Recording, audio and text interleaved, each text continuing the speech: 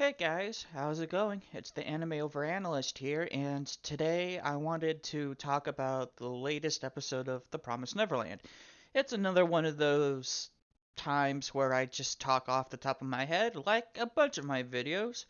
However, this is kind of my raw thoughts, and there was just a lot of things going on in this episode that both irked me as well as kind of made me feel a lot of things. Let's just say that. So let's just start off with some of the good things, I suppose. We got Phil. Phil is back, and he's cuter than ever, I suppose.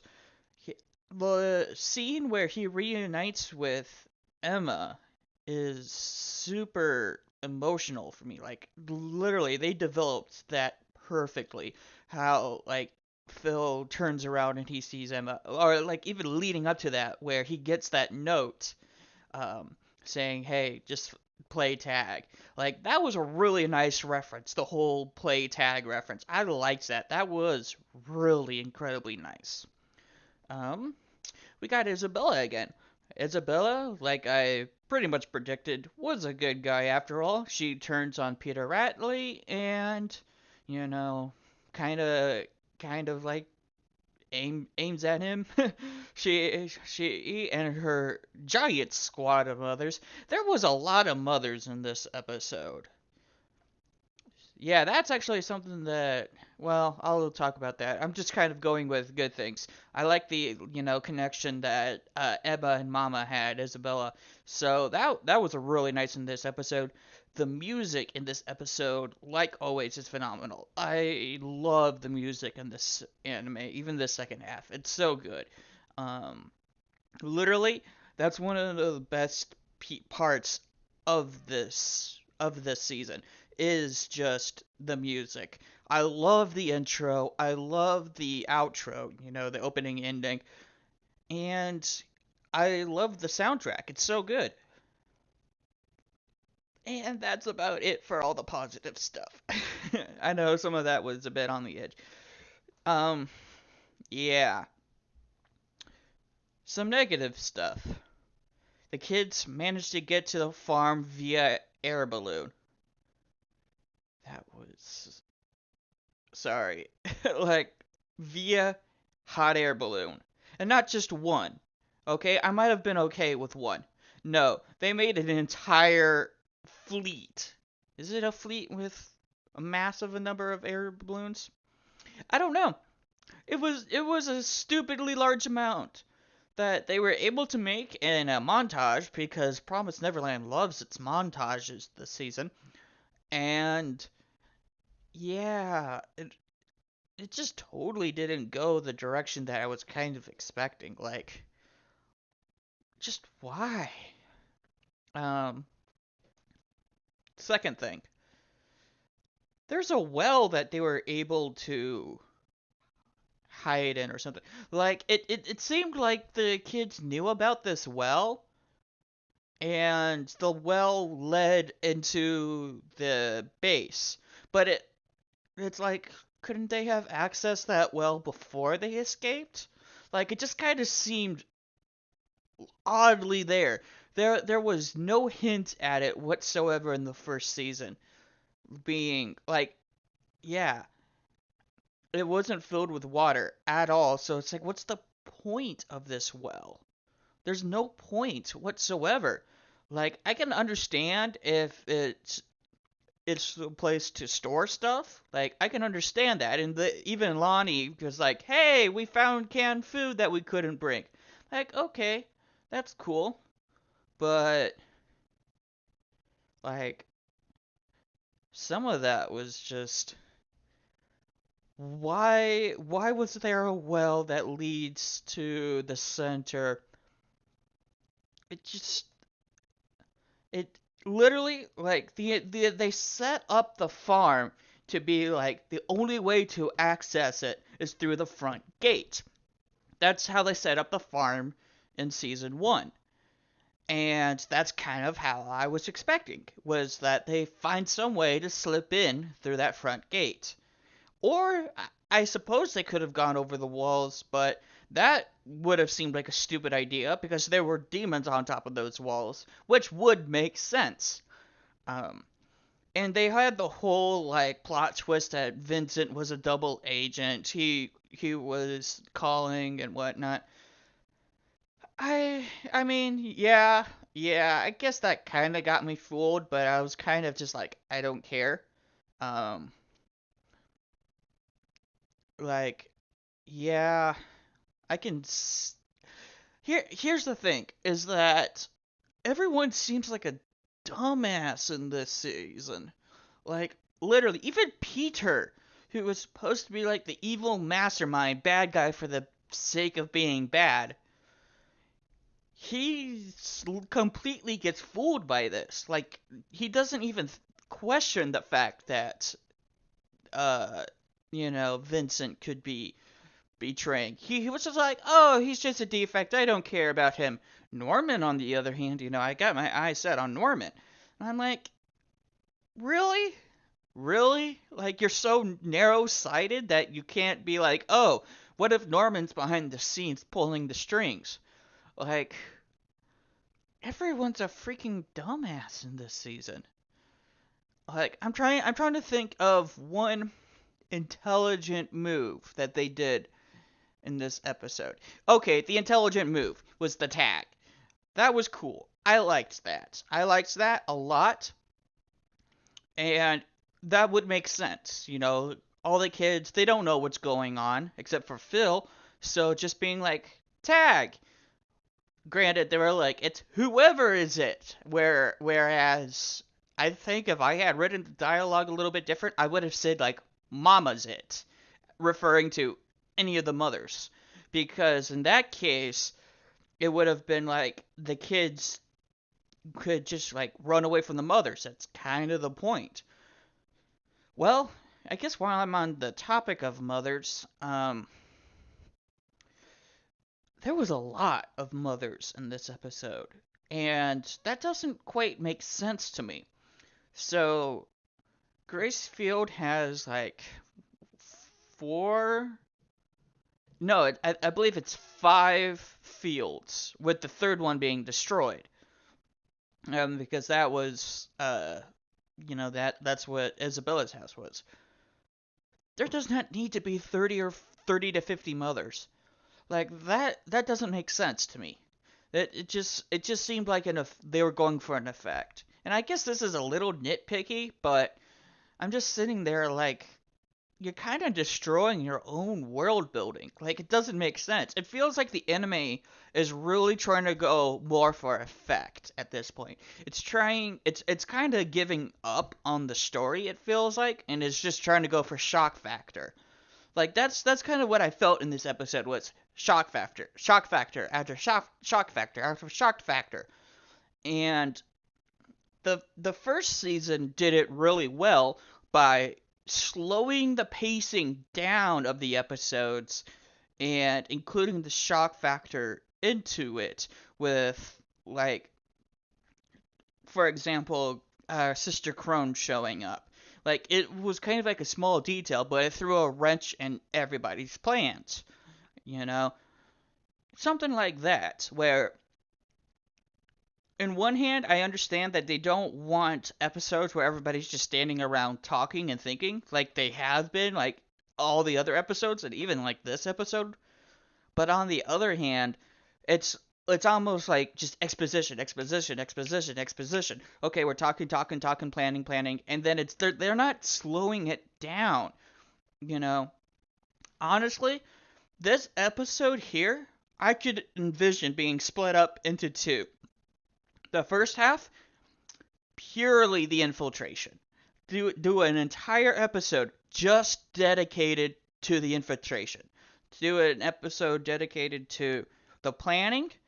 Do it where it goes into the planning. It talks about the trying everybody discussing who might be thinking what. Go more into Bradtree's, psychology. What is he thinking? Because currently, right now, all they're doing is he's evil for the sake of evil, and he just the closest thing to any type of philosophy or any type of thoughts was at the towards the end of the episode. He was like, "You just if you break the promise, then everyone's gonna go to war again." And Emma's like, "No, demons don't need to eat humans to exist anymore. Hey, let's go to the human world together." And I'm sitting there like, in one hand, I love Emma because she accepts everybody regardless. She wants to save everyone regardless. So that is her character. On the other hand, that just seems way too forgiving. Like, this is the guy who's experimenting on everybody. And she's like, water under the bridge. That's literally been the whole theme of this season is, it's just water under the bridge. It just happened. Everybody's all hunky-dory that Norman goes and wipes out half a village. Everything's all hunky-dory that now that everybody's been experimented on. Well, yeah. Even the experiments are pissed that they were experimented on. But in the manga, they go like crazy. Like they go insane. And I feel like the reason why I don't get that insane factor from this season is mainly because we don't get those epic fights like against the queen that is in the manga. Like Zazie, Barbara, uh other dude that I can't think of against the queen. That was an insane fight. I loved that fight in the manga. And I'm not getting it in the anime because it's too bloody. Honestly, I think that's kind of what's going on in the anime is that the manga gets really dark and really gory. And the anime doesn't want to go gory. They want to be more neutral, I suppose. But now it's to the point where there's like no deaths whatsoever. It like the reason why I loved like 2 or 3 episodes ago was how Norman attacks that village because it really actually showed the violent nature of this world that they live in. But now it's just like, put down your bow and arrow. Like, what are you gonna do with a freaking bow and arrow? Like, for some reason, everybody's a freaking sniper with a bow and arrow. And then everybody else, all the adults, are carrying guns. Which I heard, I don't know fully well, but I heard that one of the reasons for the lack of guns in the anime is because Japan's very anti-guns when it comes to kids wielding them. Which, I mean, I suppose I understand. I mean, it's Japanese culture, Japanese law, so I'm not really gonna go into any of that. But if you take the source material, it makes so much more sense. It makes so much more sense. Literally in the source material, Emma wields a bow for like 10 chapters, and then she picks up a gun and goes crazy. So, yeah. All of it is it just feels so rushed. And I guess that's the thing, is that they're trying to finish the series in this season, which is a span of like 150 chapters and like 12 episodes. That's insane. Mostly since a typical episode is about 3 chapters, I believe. And literally, the animation is really taking the toll here. Like, I understand if they're trying to do like an original story, but the animation is nowhere to be seen. Like, I was watching this episode and I was literally counting the still frames. Like, there was like 20 still frames in this last episode where it was just one picture and then they might have moved it around a little bit with some like crowd sound effects in the background. Like, there was even this one shot where it was like a control room. You hear banging on the door, and then you hear a door kicked in, and then there's just a still shot of Sonjaku kicking in the door. And I'm sitting there like, you couldn't animate like 3 or 4 frames to have the door fly out like in most animes, like just over exaggerated door flying out. Instead, it was literally just a still frame, and it lasted for like a solid second. I'm sitting there like, really? Really? And they even showed the same frame a couple times when they had like the civilians come in and attack the farm. It was just like, oh, okay. It's so ridiculous. It's so bad. So yeah, I'm floored because literally, like I said, this episode could have been split into 2 episodes and it would have been so better. Take some time, which I know like the pacing in this season has been way off. Like I understand.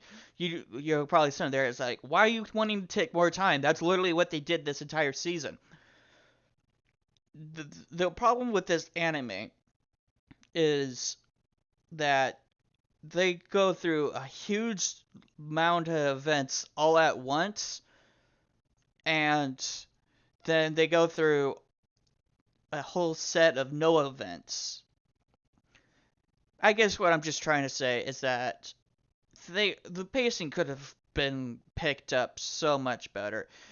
Like, the reason why the first season was so good, honestly, in my opinion, was because it was slow paced. And they fleshed out the world. They made sure that you get to see what everybody was thinking, and you get to see why some of the obvious choices were the wrong ones because they were obvious. Now it's at the point where people are making the obvious choices and it works because no one's thinking.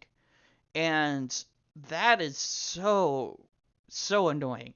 So, yeah, this has been the Anime Over Analyst rambling for a solid 18 minutes. If you made it to this far, you've been a real one. Until the next video, I'll see you.